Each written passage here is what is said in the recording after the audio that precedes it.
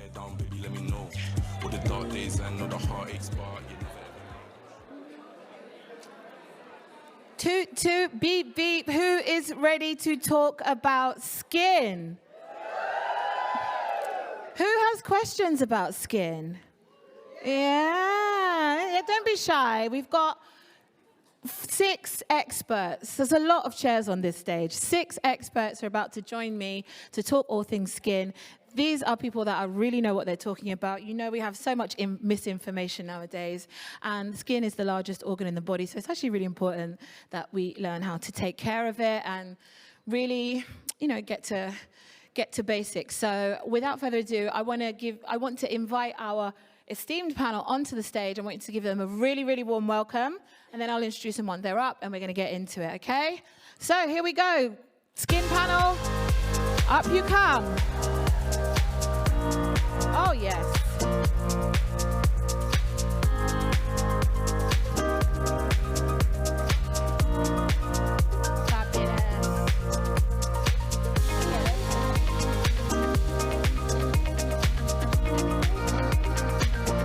Excellent. So running down from, okay, actually, let's actually start this way. Who do we have? Can you just say who you are and give the audience just a one line about what you do in the skincare space, just to save time, because I could really sit here and read, but I think, yeah, so just introduce yourself to our beautiful audience here and online. Hi, online gang. Thank you. So starting with you, the Skin Priestess. Hi, my name is Okikiola. I'm Aleko, the Skin Priest. I am an esthetician and a content creator.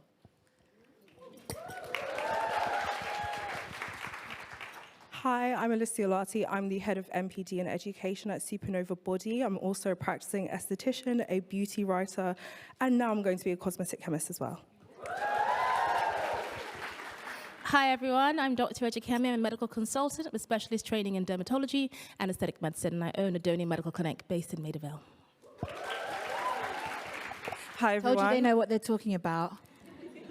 Hi everyone, my name is Monique, also known as a Skinfiltrator. I'm an esthetician and a skin of color expert. Excellent. Hi everybody, my name is Maugé. I am a model. I'm not an expert like these guys. I've come here as a consumer. I became a model at age 54 in 2020 when I went onto Instagram really to talk about a lack of representation in beauty and fashion for midlife women. I've since become a public speaker, a brand consultant, a writer, and a content creator. Excellent. And last but not least. Hi, everyone. How are y'all doing? My name is Olamide, Olowe, and I'm the founder and CEO of Topicals. Extremely popular topicals that both days of the Beauty Beat, all your stock has been cleared within the first few hours. Thank you so much. I appreciate y'all. Thank you, thank you. Thank you for creating products that we love and need. Okay, I'm going to kick things off very simply. I just actually would love to hear about everybody's kind of their journeys with their skin and how they care for it. What does your sort of day-to-day routine look like? Just a brief overview. So I think we have to start with... Okay, we can start here. With Olamide, come on. So I'm going to tell a little bit of secrets, so don't tell anybody, but I'm actually not that good at skincare. I did fall asleep with my makeup on yesterday.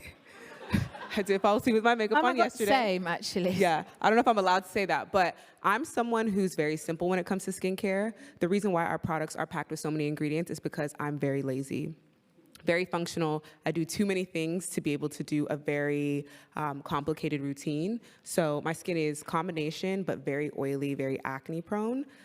Because I'm acne prone to hyperpigmentation, which I know we'll talk about in a bit. But yeah, I'm simple cleanser, faded serum, love faded serum. Hands up if you love faded. Yeah, definitely using that. A good moisturizer, a good rich moisturizer, and sunscreen. I'm super simple. It's the best way. I don't know about everybody else, but I have learnt this the hard way. I went to go and sit with my friend who's a really fab makeup artist. And I was like, oh, Adam, I want to really punch up my look. And I was thinking we were going to talk about blusher and like extra ways to apply. And he spent like 40 minutes lecturing me about my skin. He was like, what are you using? And I listed off all this stuff. And he was like, you need to stop. Like, your skin's really thin. Because I just kind of really assumed that, okay, if it's fancy and expensive, it must be good.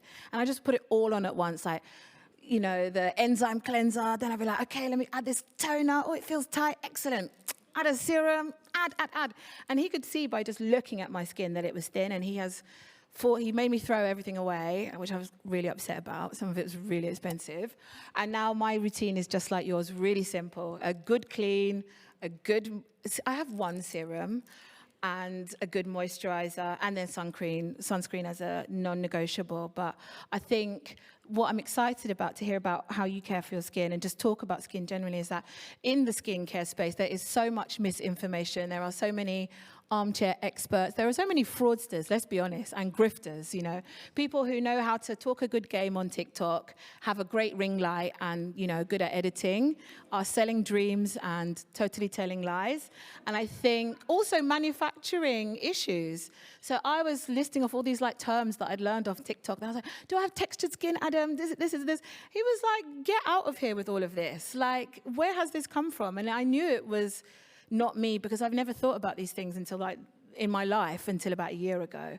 So I'm just really glad to hear from people who really know what they're talking about, and hopefully we can debunk some things together, we can learn some things together. But I think actually just learning a little bit about what you do with your own routines can be really instructional. So over to you, Mia, because if you started modeling at 54, and I'm not going to count anyone's age because we're not doing that, but suffice to say, you look absolutely amazing. Your skin is radiant. Thank you. So, right? Facts. Well, I mean, I do have typical skin of a 59-year-old woman. I have sagging. I have wrinkles. All these things. 50 what? Well, all of these things that are considered signs of aging, I like to consider them signs of living. Fabulous. So I have. Yeah. I'm proud of it as well. Signs of living. They are. I have, you know, pigmentation, open pores, all of that. And for me, it's really about, and I feel like it should be this at every age. It really is about maintaining and nourishing and looking after and loving your skin and just honoring it. You know, that's really how I look at it. And my skincare routine, like you, is very simple. I make sure I do a good serum. I double cleanse if I've had makeup on that day. I don't tend to wear makeup every day. But I double cleanse or single cleanse if I haven't. And then it's a good serum and a good moisturizer. And that's pretty much it. And SPF if I'm going SPF outside. Is non-negotiable, kiddos. It's now, women of color, black women, is for you too, okay? It's so true. But when I was young, it wasn't. It was like, it wasn't a thing at all. We did, like, I went out in the sun with cocoa butter on my skin. Baby oil, you know, hence the hyperpigmentation now. Wow, you look sensational, so it's working. On to you, my love. My skin, I actually used to, or still do, suffer from hormonal acne, and I talk about that a lot in my skincare content. I try to speak about being transparent and the fact that your skin is not a piece of artwork or a portrait. It's an organ. It's a living organ. So yeah, I've had acne, and I also am such a hyperpigmentation hottie, word to topicals. So my skincare routine right now is nice and simple, lots of hydration, obviously SPF. And as you said, SPF is so important. I grew up in Jamaica, like in the sun all the time. So I am trying to reverse a lot of that sun damage that I got when I was there. And also, I love a retinol. And I think it's one of the best ingredients. I'll be asking you about that. Yeah, because sure. I haven't started my retinol journey yet. I'm scared. But yeah, hopefully we'll get some insight today. And then please, Doctor. My skincare routine is really simple. I have oily, acne-prone, blemish-prone skin. I used to suffer from acne. It's probably the reason I do the job that I did. I spent years using things like Clearasil. Oh, gosh. Just didn't work. Proactive. I went through all of it.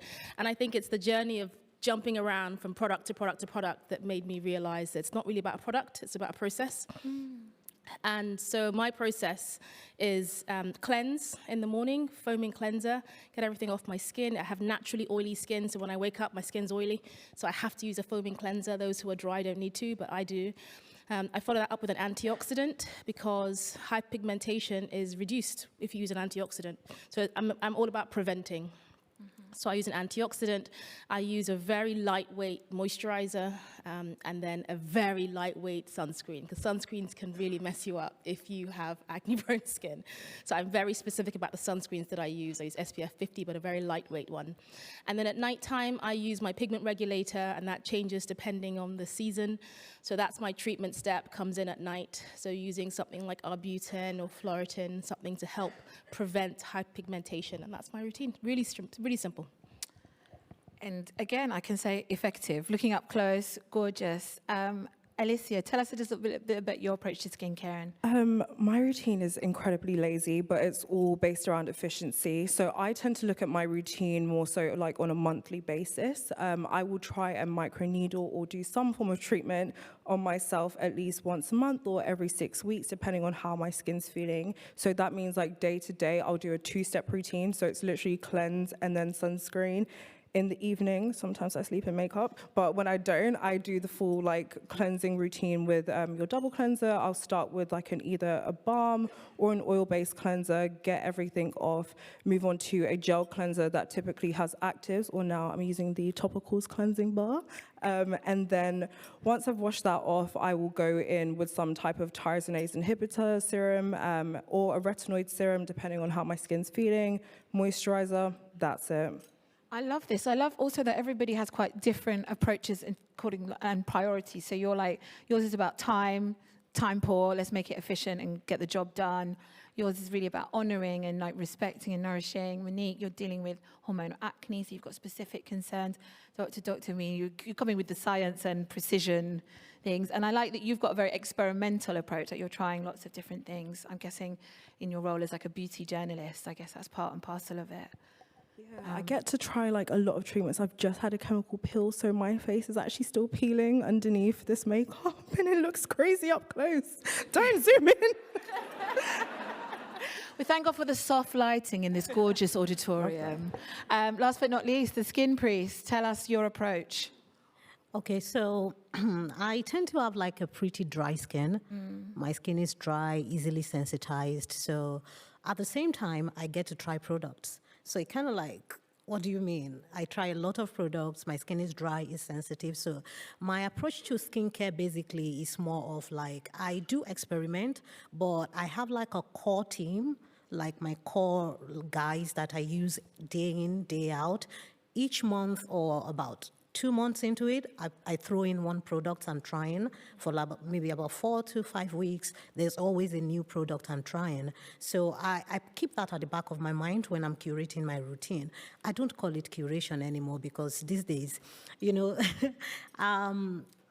every 2 to 3 months, I have like a chemical peel. I do chemical peels every 2 months, every 3 months, sometimes once in 6 weeks, thereabout. I do chemical peels, and so my day-to-day routine is basically in the morning, I hardly cleanse in the morning, hardly. Why is that? Okay, so my skin is super dry.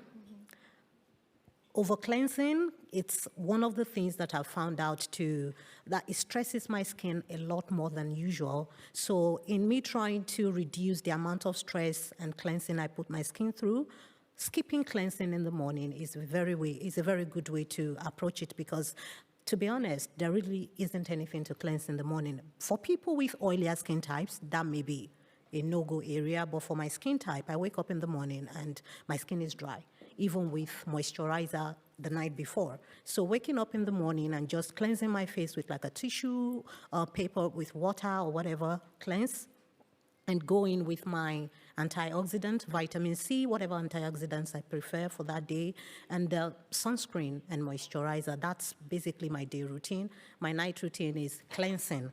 I do cleanse a lot at night. I cleanse, and then I go in with my retinoid. I use my retinoid every night. Okay. I use retinoid every night? I use retinoid every night. I thought retinol was supposed to be something you're supposed to use like twice a week. Oh, no. Okay, use no, retinol the doctor is shaking her head, so I stand I corrected. use retinol Okay, every night. I love my moisturizers, thick and rich, and that's it. Okay, you've gone in with so many things that I'm like, okay, tell me about this. I want to hear about skin peel. I also want to know the difference between a retinoid and a retinol. Maybe that's where I'm getting confused. But I think before we touch on those specific interests to me, I do want to talk about hyperpigmentation, because this is definitely, I mean, it wouldn't be a skincare discussion at the Beauty Beat, which is for women of color, if we didn't really touch on this specific topic that really, you know, affects so many. And it's completely natural, by the way, nothing that necessarily needs fixing. But I guess for those that are wishing to kind of treat it, what might be the best way to approach that in a way that is, you know, kind to your skin? I want to throw to you, Doctor. Sometimes we say that hyperpigmentation is just part and parcel. It is. If you have pigmented skin, you are going to get hyperpigmentation. But the way that I think about it is your skin is telling you something. So hyperpigmentation is caused in response to stress of the skin. This could be just moving your hands like this. You'll get pigmentation on your knuckles, your knees. But if you have inflammation like a spot, and you agitate that spot, that could mean just touching the spot. Yes. That's going to cause more inflammation, and your body's response is to produce pigment. Right. Are there things that like affect that kind of response? Because I noticed that for me, I never had any issues with that until, again, about 2 years ago. Like now, when I get any spot, and I'm fortunate, I get like one spot every 2 months or whatever, but the spot will be like, okay, there's not many of us, I'm going to really represent for my people. So once the spot has long gone, but there'll still be like a red mark. Like I have a red mark here from literally last year, and I can't get rid of it. Yeah, so there are lots of things that make it worse. Sunlight, okay. Changes in hormones, pressure, stress, and then agitating it. And sometimes we say, okay, don't squeeze your spots, but actually it's don't even touch the spot. That's enough to drive the pigment. Who's a spot squeezer in here? Can I just ask? I can't be the only one. It's really hard. It's really hard, and this is normal. It's really hard, especially when it's white and it's looking at you. It's hard. Good. I'm just glad I'm amongst my people, you know. Because they say this all the time, don't squeeze your spot, but it's just like, when is this really there? No, but the truth it's spoiling is, your makeup. The truth is, if you don't touch that spot, and this is so hard to believe until you do the experiment on yourself, if you don't touch that spot, it will not be there longer than a month. Okay. That dark mark will disappear by its own. A month? I know. Do you know you have 30 minutes? So literally, do you know? I know. This is something. My sister. So we are trying to get this wrapped up in like 3 business hours. Like. And I didn't say don't squeeze the spot. I mean touch it. That means waking up in the morning. Oh wait, there it is. And then at lunchtime you go to the mirror and you're like, wait, is it still there? Is it still there? Oh yes, it's still there. And then we continue to spot find. And so I found this out from a very interesting patient of mine who had so much spots but not one blemish. And she's the first person, this is about 6 years ago, that made me believe, actually, the dark marks are not guaranteed. We spot find so much that we're constantly touching and pressing, and what that does is it drives more pigment. So if you don't touch the spot, 2 to 6 weeks, it will go away by itself. Now, obviously, that's still a long time.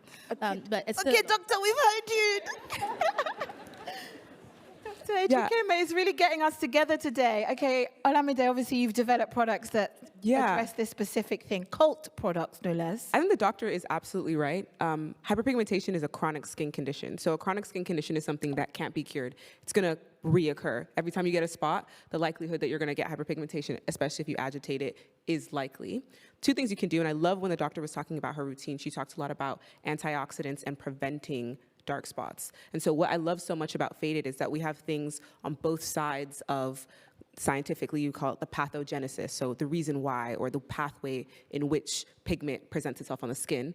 We created a product that has ingredients that focus on all the different pathways, right? So it's about when the spot starts, then it's the pigment depositing, then the pigment going deeper into your skin, then sun making it worse. We've put ingredients in that at every step of the way of why you have hyperpigmentation, it's going to target those things. So again, you talked about antioxidants, preventing the dark spot, but then also treating it. And so I love Faded because even when I don't have a dark spot, I'm using it because I don't want any dark spots to come. Let's say I do get a pimple. It prevents the dark spot from occurring, but then also any dark spots that I do have on my face, it's also working on those things. So I love Faded for the fact that we want you to get a well-rounded experience in treating your hyperpigmentation. We don't want to just aggressively attack the dark spot. We want to care for your skin barrier in the process of treating your dark spots.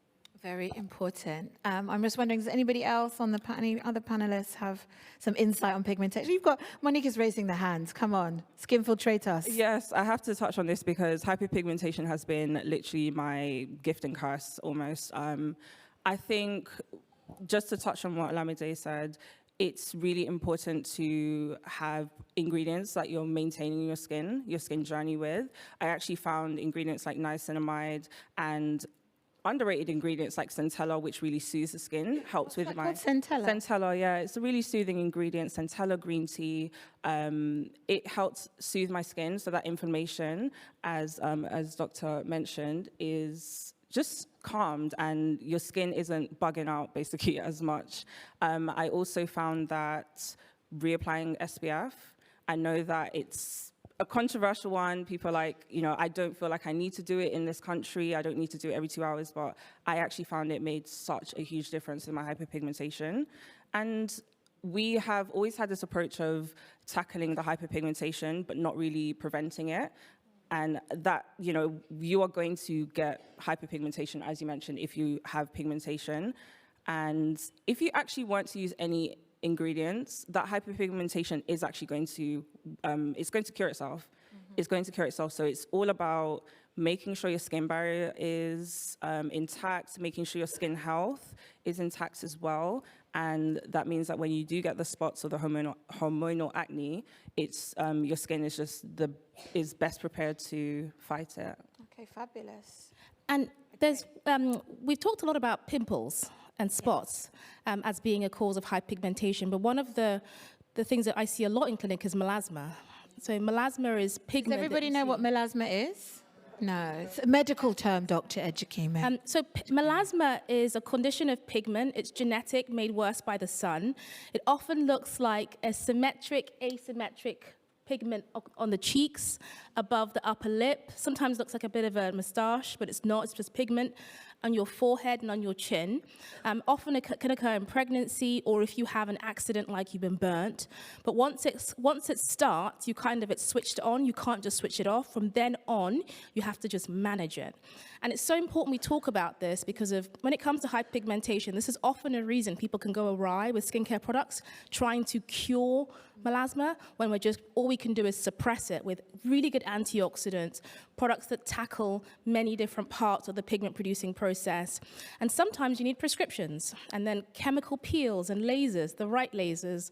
But these can all be really good in helping to manage deeper conditions of pigment. And there's so many conditions of pigment, birthmarks, bites, scars. There's so many different things that we just lump together as hyperpigmentation. And there are lots of different treatment pathways depending on the cause of your pigment. This has been a kind of recurring theme from a lot of the expert discussions we've had this weekend, is like really getting to the specifics of what you're dealing with, whether it's, your scalp or your hair length issues. It's like getting to the root of things, your roots, and how you cleanse your hair. We talked about that in a previous panel with wellness.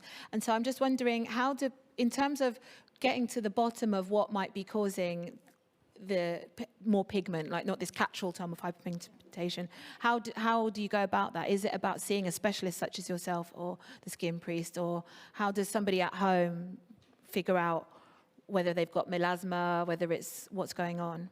So if you're worried about a condition like melasma is a medical condition, so your GP should be able to diagnose that for you and guide you as to, if you've got a widespread pigment condition, I definitely think you should speak to your GP first because they're free. That's a good place to start. So they'll be able to tell you, okay, this is what's going on and here are the available over-the-counter or prescription things that can help you. That's a good start. From there, then you start to see estheticians or medical professionals that can then give you targeted treatment because you can't get things like chemical peels or lasers in your GP, but you can get at least guidance on what it is, what's causing it, how to stop the underlying cause. So wear sunscreen, avoid pressure, avoid scrubbing it. things like that. If there's an underlying allergy, how to address that. Because hyperpigmentation, as we discussed, is often multifactorial. And so addressing as many of the underlying cause and doing nothing else, for the most case, will dramatically improve things. And then you get the skincare as well, and then you get treatments if you need to. Thank you so much. Alicia, I can see you've got something to say. Just on what you said as well, I think it's really important to know what type of hyperpigmentation you have. I think whenever we talk about it, most of the time we're talking about PIH, which is post-inflammatory hyperpigmentation. And then I know you mentioned red marks, that's post-inflammatory erythema. So there is definitely like a cross, what did you say? Post-inflammatory erythema, so like Erythema, red. okay. So there's a crossover in a lot of ingredients that we use to treat different things, but it's important to know exactly what your specific case is before you start trying all the different things in the world. You've also got to consider how deep the pigment is. So for example, if your pigment is more on like the brownish side, that's like quite a relatively easy fix, but when it's like super deep and it's got that grayish purple undertone, that's when you start going for like the prescriptions, like the heavy duty treatments. Typically for my clients, we look at 3 families of ingredients, so exfoliants, retinoids, and then also your tyrosinase inhibitors. That's all to do with like just really tackling the hyperpigmentation, but you also want to make sure you're supporting your skin barrier, making sure that you're wearing your sunscreen. Sunscreen is so important, and sometimes you can even get sunscreens that have your antioxidants in them, so it actually cuts out a step in your routine. Thank you. Okay, the skin priest, I know you've got something. So, one thing people don't really pay attention to when treating hyperpigmentation, aside from knowing the type of hyperpigmentation you're treating, it's their triggers. In most cases, people are like, oh yeah, I just use this, I use that, I use this, I use that. But what are the things that trigger your hyperpigmentation specifically? Because for different people, it's different. I've had someone that it's when she's exposed to heat. A melasma flares up when she's exposed to heat. And then she switched careers and became a caterer. How do we deal with that? Yeah, how does that work, sis? Get out the kitchen. But she didn't know. She wasn't aware until later on. I'm like, oh, so what do you do now? Because I've been seeing you for like 3 years or thereabout. And then I moved to the UK, and then she came over, and I'm like, oh, so what do you do now? She's like, oh, I'm a caterer now. I'm like, okay, I see it. I see it. I see it. You need to know what your triggers are, and that doesn't come by, I doubt anybody can even diagnose that. It's by paying attention, lifestyle. You need to actually pay attention if you really care about fixing the hyperpigmentation, because most of the time I tell people, it won't kill you. It doesn't kill. But if you're really invested in getting rid of it, you need to actually pay attention, as much attention as maintaining a journal. You need to know what is happening, what triggers you. So that way, it actually helps both you and the practitioner to save time and energy and money. Absolutely. That, again, it's really been the theme of this weekend, of really listening to your body, what your needs are, paying attention, and getting a specific, that way you can get a specific kind of treatment for your specific issues. I think I personally have come into so much wahala by just being like, okay, I just need to, and then, I just kind of take the aggregate of whatever rubbish I've seen online and just add some things to cart and see how I get on. And then, that's how I end up with my friend telling me that my skin is thin or my hair just, revolting because I've done too much. So on that note of kind of paying attention and avoiding maybe some of my chemical experiments, mistakes, I want to find out what is the best way to introduce things like acids into your skincare routine, and how do you start on that journey? Because some of us, we just saw 1, 2 things and say, okay, that sounds cute, add to cart, and it's not good. I think I want to know from experts, how do we approach that? Because again, it feels like it's still a relatively new arena in kind of the skincare routine. I feel like it's only been the past few years that acids have taken kind of hold, from hyaluronic to glycolic and all the various ones. So yeah, who wants to start? Skin priest, back to you. Okay. So with acids, there's a lot of myth and fear mongering and so many things attached to it. It's not that bad. Who uses acids? Sorry, can I just ask everybody? Who feels confident in using acids, though? Okay, quite a lot of you. Okay, fine. It's just me. Okay. It's not, I mean, people hear acids and they freak out. It's just another ingredient. So for people with more, with melanated skin, with more melanin, I'm usually of the opinion, not even an opinion, it's not an opinion at this point, for you to, I favor mandelic acid a lot. Okay. I favor mandelic acid, I favor lactic acid, I favor all those big molecular acids more. Glycolic acid is fantastic. It's beautiful as well. You know, you hear people say, if you're darker skin tone, you shouldn't use glycolic acid. I think it's not true, but it's very effective. So if you're trying to introduce acids into your routine, exfoliants basically, I would say you need to consider what your goals are, what the current state of your skin is. Because if you're dealing with sensitivity, if your skin is sensitized at the point, your barrier is damaged or whatnot, introducing acids at a very high percentage might be an issue. So you need to be careful what kind of acids you're introducing. So I would say if you're a starter, go in with mandelic acid, lactic acid, and make sure you're using them at very low percentages, or 2%, 3% sometimes.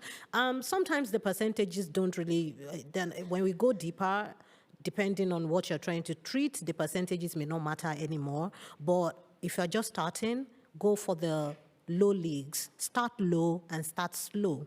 Like we always say, start low, start slow. People will be like, oh, should I use it at night or in the morning? You can use it at any time of the day, morning, night, it doesn't matter. But make sure you're starting slow and you're using it low. Is that right? Just to touch on what you said, definitely starting low and slow. I think it's really important to try a product and see how your skin reacts to it, obviously before you use it more. So you might want to try starting with once a week, and then the following week maybe twice a week, and see how your skin responds. Everyone's skin is different, so although some products may say use this every day, please don't. It's not that you can't, you just need to make sure that you're using discernment, seeing how your skin reacts. If you're using, for example, lactic acid and your skin is burning, it might indicate that your skin barrier is damaged. It might indicate that that particular product, you might have a reaction to it. So yeah, low and slow, really important. And I would say another tip for starting acids is to make sure that you're also increasing your hydration and just using soothing ingredients alongside. I'm a niacinamide stan. Although we know niacinamide for being maybe like a hyperpigmentation ingredient and to regulate sebum, it's actually really good at conditioning the skin. So if you think about what a hair conditioner does for your hair, it helps to just minimize that irritation. I find that matching that with acids does really well. Just to add to that, I would also say you've got 3 core pillars of your routine. So you've got your cleanse, your moisturize, and your sunscreen. What you can do is, if you're like trying any acid that you've never used before, after your moisturizing step, you can add that acid in, and then you can add a moisturizer on top, and that's the sandwich method. So it creates a bit of a buffer before it actually goes onto your skin. You can do that a couple of times a week, and then gradually increase that till you can use your acid every day and without that buffer system in place. You can also introduce acids using a cleanser. So for example, a salicylic acid cleanser, you rinse it off, it's done its job. You don't have to worry about it like necessarily drying out your skin throughout the day. Another way to do it as well is to have something like the Dr. Dennis Gross peel pads, the gentle version, not the extreme one, the gentle version. Again, it's not something that you like have to use all the time. It's a treatment-based thing. Gradually do it, and then you can increase from there. I just want to ask though, but do we really need these things? Because I sometimes feel a bit like, well, particularly after I got told off, I just feel like sometimes, you know, we're kind of creating issues where there kind of are none. When it comes, I'm like, what's the purpose of acids? Can I say that your skin has a natural desquamation, so that's the shedding of your skin. And once your skin's shedding and doing that normally, that's fine. That happens anyway. Acids boost that cellular turnover, so then it increases that speed. So it's great for smoothing your skin, maybe dealing with an acne breakout or dealing with hyperpigmentation. So we don't technically have to, but it's more like an additive pro step that you add. I'm the same as you. Like, acid and chemical peels scare me, but looking at the results that you guys are getting, you look great. I'm thinking maybe I need to try it. Well, I would definitely say acids are a nice to have, not a need to have. They would fall under the treatment step. So they wouldn't form usually part of your kind of core routine. This is the one that you dip in and out of as your skin needs it. But I just wanted to just check. If I'm saying things like AHA, BHA, glycolic, mandelic, do you guys know what this means? Hands up if you're not sure. Yeah. Okay, so let's break that down first. Let's break that Good. down. Hi. Thank you for being here. Break that down. So in very basic terms, there are two main groups. Because I heard you mention hyaluronic acid, so we'll talk about that. And there's a lot of confusion because it's called an acid too. We have retinoic acid. So when we're really talking about the exfoliators, and they're split basically into two main groups. Your BHAs, which is your salicylic acid, and this is the one that if you have oily or spot-prone skin, it helps to reduce oils in the skin. So that's the one for oily girls. Then you have your AHAs, and they're all different types of AHAs. There's glycolic, there's mandelic, and there's lactic. And these are the three that's important to kind of think about. Your glycolic is very good if you have pretty resilient skin, oily skin, thick skin, and you've got pigmentation. Great for that. If you're a bit more sensitive, but you've still got pigmentation, then mandelic acid is great for you. Okikiola mentioned that they're big molecules, so it slowly goes into the skin, less likely to give you irritation. And then if you're a dry skin girly, then lactic acid. Lactic acid is like, if you remember Cleopatra lying in her milk to get smooth skin, what she was making use of was the lactic acid, so it actually helps to hydrate the skin. So if you're dry, then lactic acid can be really great for you. So these are your skin acids, and you bring them in very infrequently, especially if you have dry or sensitive skin, infrequently into your routine, maybe once or twice a week. You see how your skin does. And the more resilient your skin is, the more you can tolerate it. But the more you see your skin gets irritated, dry, sensitive, tight, that's the first thing you're going to take out of your routine if you're feeling any sensitivity in your skin. And then there's certain states of skin that we never want to use these exfoliators. So if you're seeing dryness in your skin, if you're seeing tightness, if you're seeing eczema, psoriasis, any of these kind of conditions, you want to stop that straight away because it's just going to make your skin wild. So that's kind of an overview. Thank you for that, Dr. Ejikeme. I'm very, very grateful. And I'm just wondering if we're going to take it really to exactly. That was. Honestly, it's so crazy because we hear about all these terms all the time, but this is maybe the first time I've heard it broken down just so clearly. Just for another bit of clear breakdown, I am curious as to how are these acids something that you apply kind of on their own, like mandelic acid on its own, or is it something that you might just look out for as an ingredient in the cleanser that you're using? So an easy way to bring acids into your routine is in a cleanser, but you can find acids as cleansers, toners, moisturizers. You can find them all the way. But if you're stepping in, just as we've heard, you can bring them in outside your routine, like with a pad and a very mild skin acid. So in a pad, you could wash your face with them. If you're just stepping in for the first time, a wash-off product is probably safer because it's going to come off your skin. You don't have to wait till the end of the day to see what happened. But as you get used to it, you can streamline your routine by having it in a moisturizer or having it in a serum, but you need to be kind of cautious with that. And I want to touch on, you mentioned hyaluronic acid. Yes. So hyaluronic acid is kind of a misnomer because it's called a hyaluronic acid, but it's actually not an exfoliating acid. It's a hydrator. So it holds more than 1,000 times its weight in water. This is your kind of for every skin type, helps to hydrate the skin. So sometimes it gets pulled in with the acid. I didn't use it for years for that exact reason. I was scared of it. And then when I discovered what it was, is it called a humectant, that draws water in? I was like, yes, need that as someone who is chronically dehydrated. What I want to get into, and maybe leading with you, Mia, is about how your skin changes over the years and kind of the best way to evolve your skincare as you grow, Well, for me, I've got melasma, as we were talking about earlier, and the reason why I know it's melasma is because it's symmetrical, and it started off on one of my cheeks during menopause. I got a little blotch here, and then got one on the other side, and I quite liked those. It sounds quite cute. I thought they were cute, exactly, little freckly things. And then it spread to my moustache, and I was like, actually, no, I don't like this. Not too much. Yeah, exactly.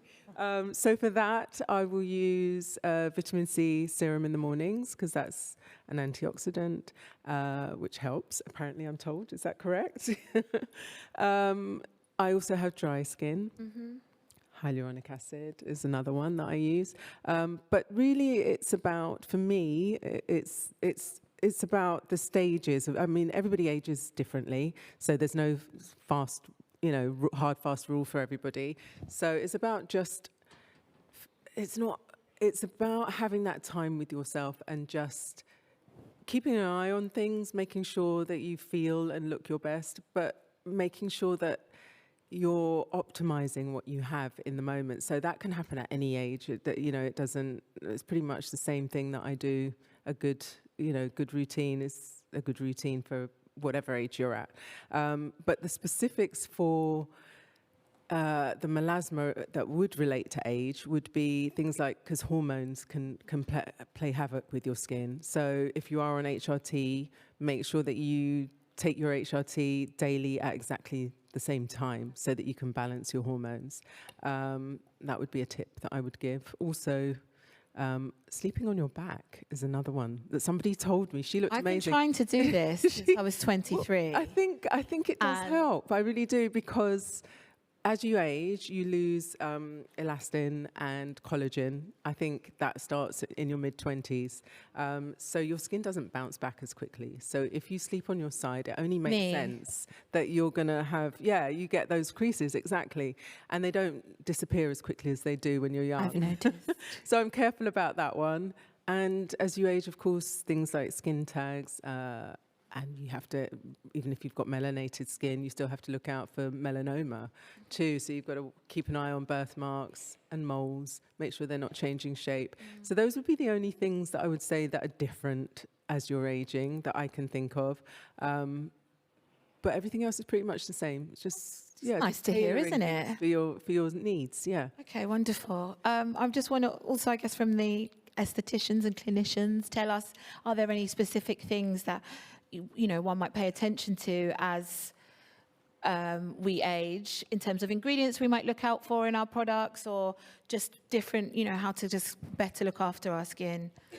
Definitely. So retinol, which I mentioned earlier, and Mia, you mentioned that we lose collagen in our 20s at about the rate of 1%, and collagen is really what helps our skin to be elastic. And you'll see things on the market like collagen powder. I think it really does start with your skincare, and retinol helps your skin to be able to create that collagen.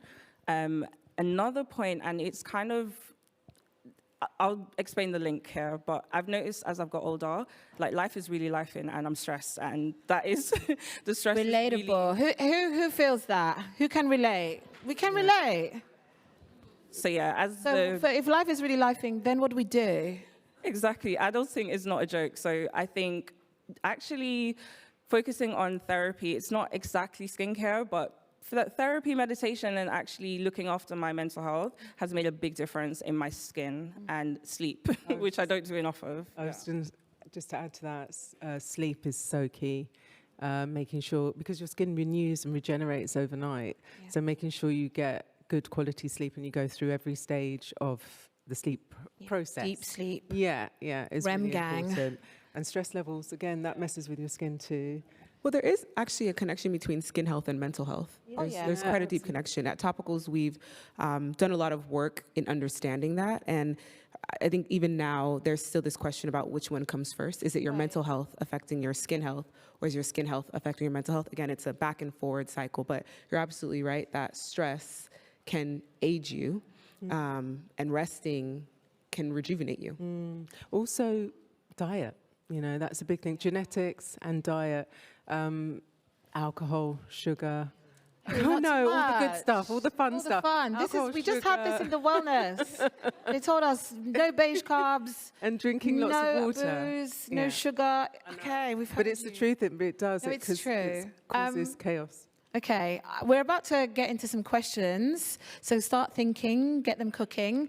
But before that, I think, Ade, you just touched upon, Olamide, excuse me, I'm getting so excited. You just touched upon the research that you kind of do at Topicals in terms of the link between skincare and mental health, and it sounds like you really take a really diligent approach to formulating your products. And I just want to hear a bit about, you started the brand, and again, we just talked about kind of things for maturer skin, but you're a relatively young brand. You've done amazingly well.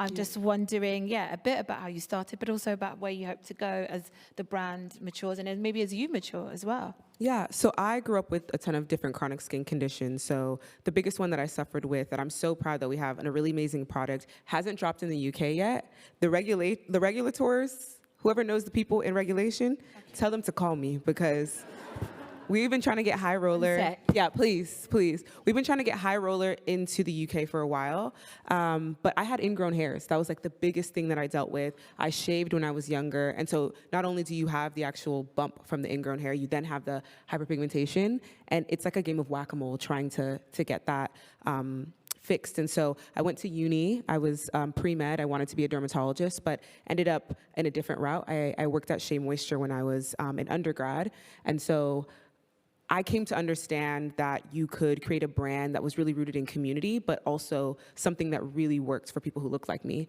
And so when I graduated uni, I said it'd be amazing to build something like this.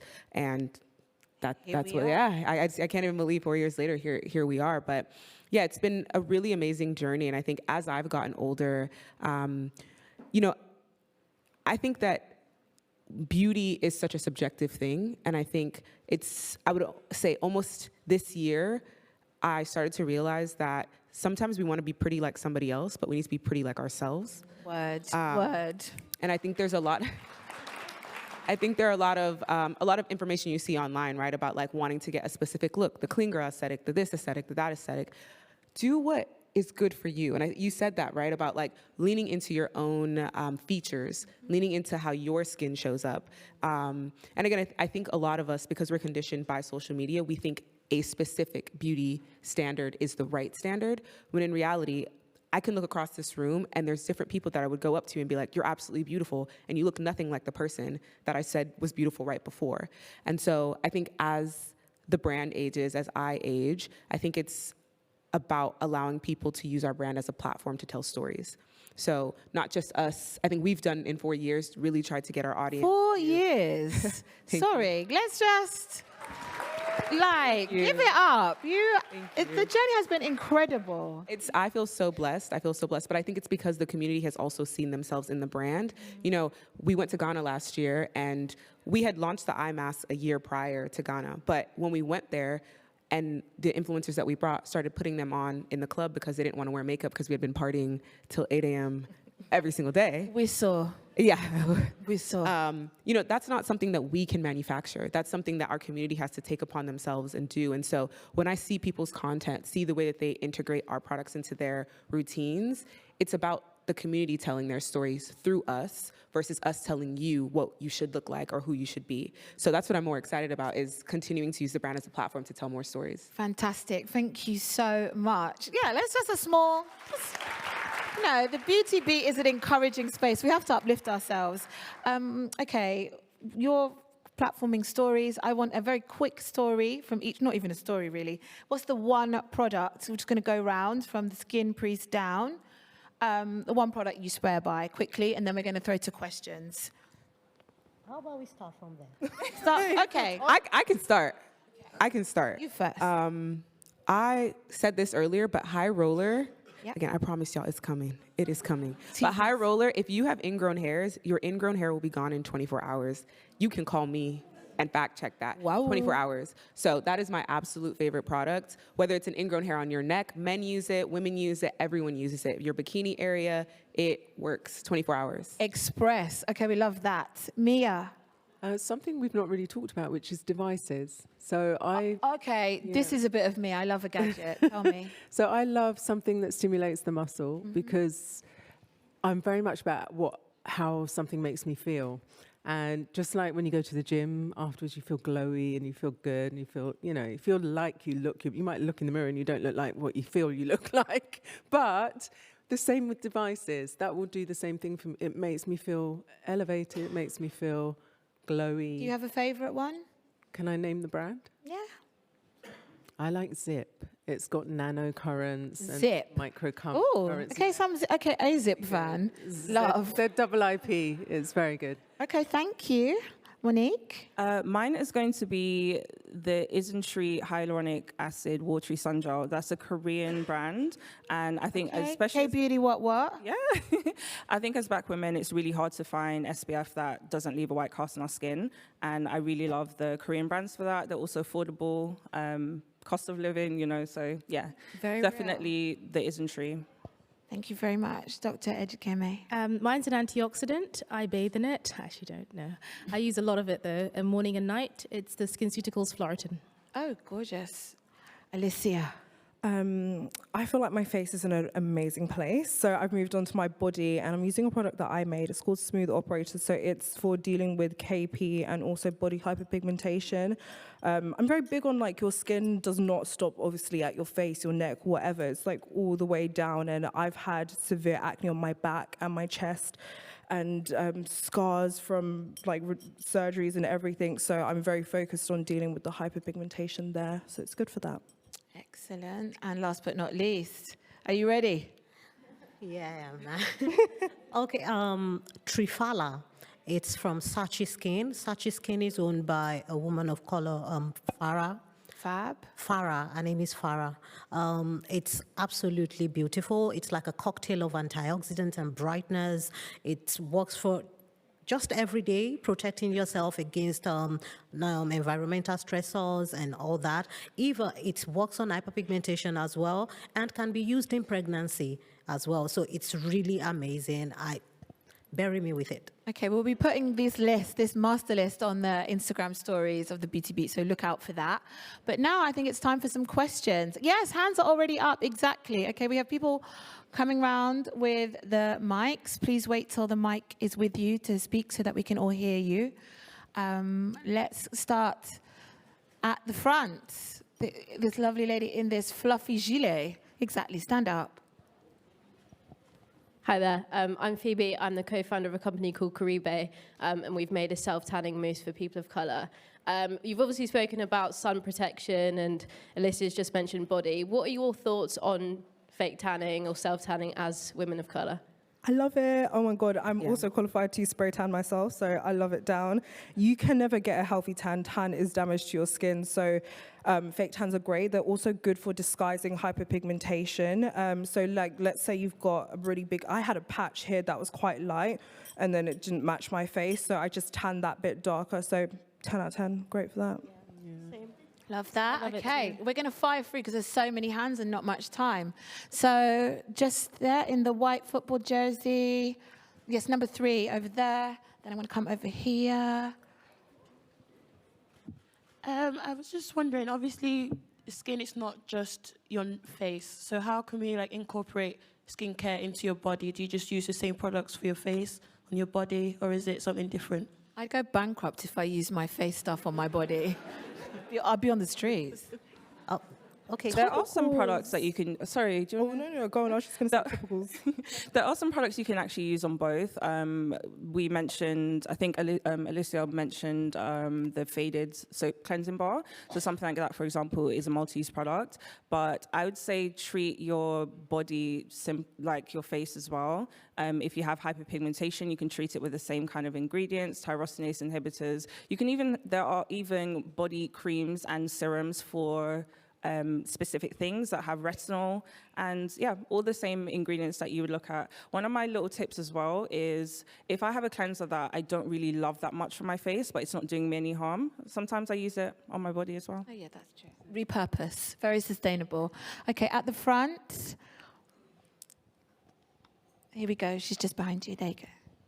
Hi, I'm Justine. I'm founder of a fashion brand called Kwezi. And it was just a question about being in your 20s and the sort of transitional period into getting to where you want to be. Do you think self-care has to take a back burner to achieve the success you've all achieved in your 20s, navigating like maybe gym, like that causes like skin problems, and trying to like achieve discipline in all areas of life? Do you think self-care takes a back burner when you want to get to the level you want to get to? Oh, that's such a good question. Yeah. That is such a good question. I think there are times in life that you need to hunker down. I don't think it's possible to be 10 out of 10 in every aspect of life. I think that's a really good way to make yourself completely off the edge.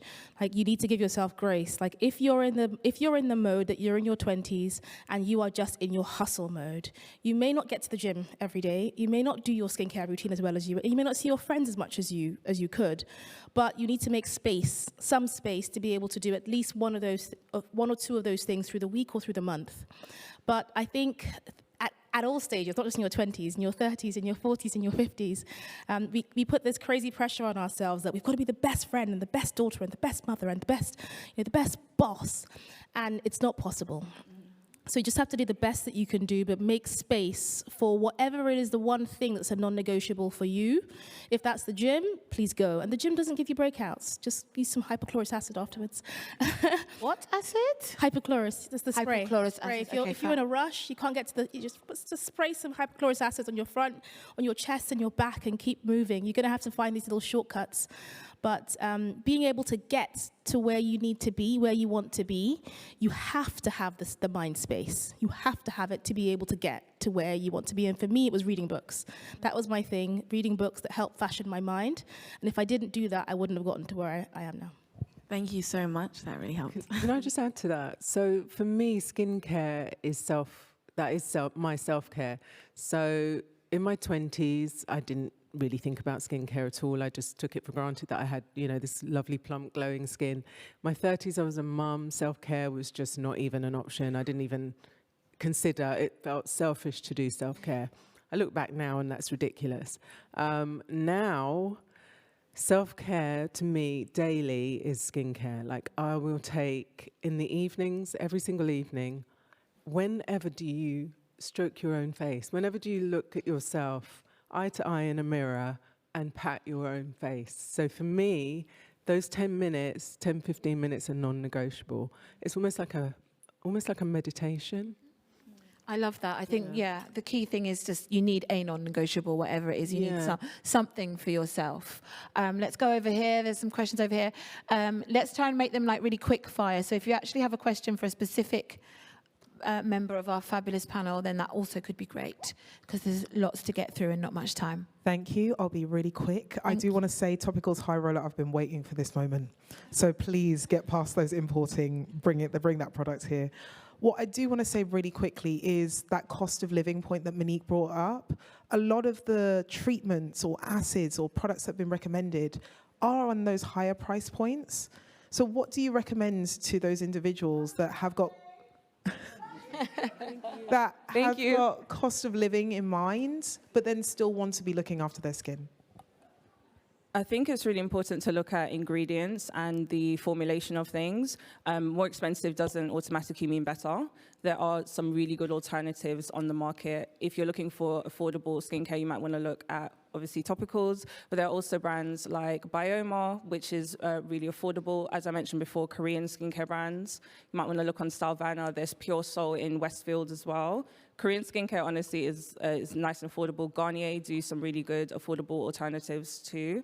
I would definitely say you don't have to give up one to lost my words. You don't have to give up one to achieve a good, healthy skincare journey. Thank you, Monique. Let's take another question. There's a lady right next to you. You briefly mentioned skin tags. How would you recommend dealing with them and getting rid of them? Doctor? Skin tags, you can take them out using two main methods. The method that I like is something called hyphification. So you have to differentiate between skin tags, which are the ones that look like a little bobble with a stalk on the end, and then DPN, which is Morgan Freeman, the ones that are just flat growths on the skin. So if you're trying to get these, you really can't get rid of these at home. You do need to go to a professional. I love hyphication or advanced electrolysis for skin of color because it doesn't leave marks. You can use laser and freezing. They're not my favorites. It can leave white marks.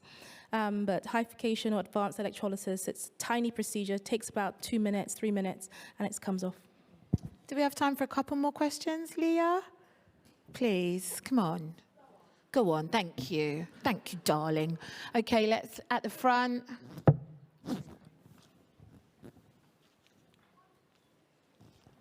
Hi, my name is Tobenna. My question is, how do you introduce collagen into your routine? Great question, actually.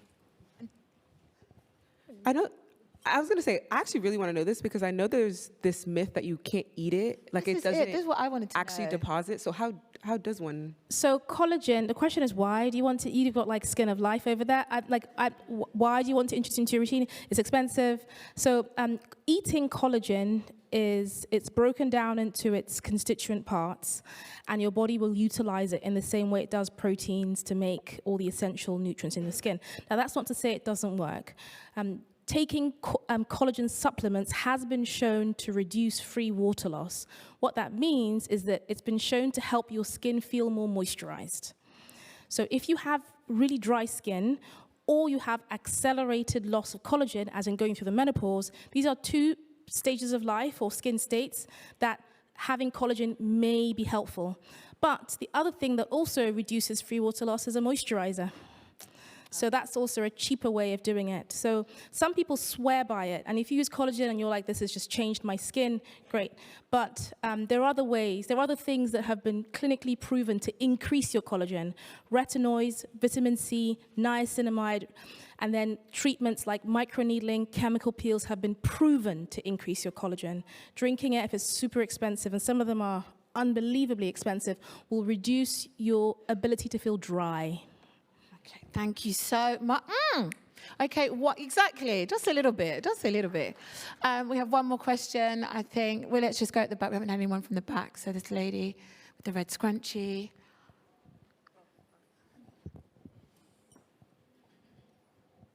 Thank you so much. It's been really, really interesting and educational. Something I wanted to ask was, at the moment, there's a lot of beauty trends, and we see it all on TikTok, but LED face masks, how do you guys feel about that on black skin? And a lot of the time you see it maybe not on people who look like us, and they're just trying to understand what lights that you can use, because you have the red lights, the blue lights, what's safe, but just more in general, how do you feel about the LED face mask at the moment? I personally love them. I've just finished trialing one from Shark. So like you said, you've got your 3 different lights. Blue light is for dealing with like acne, breakouts, all of that stuff. Then you've got your near infrared and then your red light. Those are used in tandem to deal with inflammation, circulation, all of that stuff. It's fine on all skin tones as long as you follow the proper protocol of how to use it. With blue light in particular, if you have like an acid on your skin, you can experience burning, but you're supposed to have nothing on your skin when you apply, when you use your LED. Apart from that, it's absolutely fine. A lot of us would use it in treatments like after a chemical peel. It's great as like either a standalone treatment or like a boosting treatment. Just make sure that the device that you're buying is CE certified. Make sure that it's from a reputable brand as well. Apart from that, love it. And use it.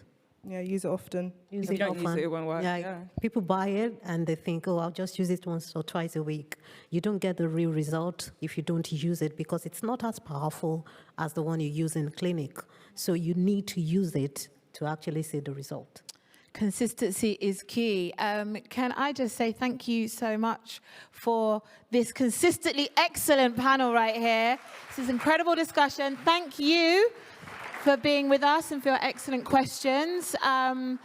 Very, very grateful. I will see you back here at 5 p.m. for the Fenty finale. But yeah, one more time for an esteemed panel telling us the skin. Thank you. Thank you, guys.